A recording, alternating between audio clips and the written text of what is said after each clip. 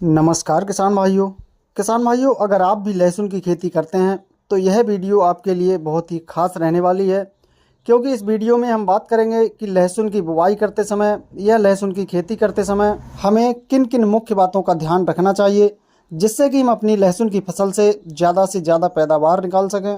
किसान भाइयों, वैसे तो हमें लहसुन की खेती करते समय बहुत सारी बातों का ध्यान रखना होता है, लेकिन जब हम बुवाई करते हैं या हमारी फसल लगभग 15 से 20 दिन की हो जाती है तो उस समय तक हमें कुछ मुख्य बातों का ध्यान रखना होता है। तो इन्हीं के बारे में हम आज बात करने वाले हैं, तो आप वीडियो को लास्ट तक ज़रूर देखें, जिससे कि आपको एक सही और अच्छी जानकारी मिल सके। तो चलिए स्टार्ट करते हैं। किसान भाइयों, अगर शुरुआत से हम बात करें तो जब हम लहसुन की बुवाई करते हैं तो बहुत से किसान भाई लहसुन की बुवाई जल्दबाजी में कर देते हैं, लेकिन आपको ऐसा नहीं करना है। किसान भाइयों, तो आपको जिस खेत में लहसुन करना है उसकी आपको अच्छे से गहरी जुताई कम से कम 2-3 बार करने के बाद रोटावेटर की सहायता से मिट्टी को समतल कर लेना है। इसके अलावा बहुत से किसान भाई फसल के लिए सही पोषक तत्वों का प्रयोग नहीं करते हैं, जिससे कि फसल शुरुआत से ही कमज़ोर हो जाती है।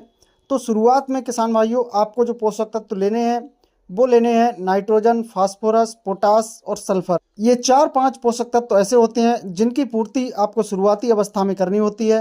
तो आपको इन पोषक तत्वों की पूर्ति अपनी फसल में शुरुआत में ही करनी है। इसके अलावा आपको बुवाई की विधि का भी विशेष ध्यान रखना है। बहुत से किसान भाई महंगा बीज लाने के बाद भी सीड ड्रिल मशीन से बुवाई कर देते हैं, तो आपको बिल्कुल भी ऐसा नहीं करना है।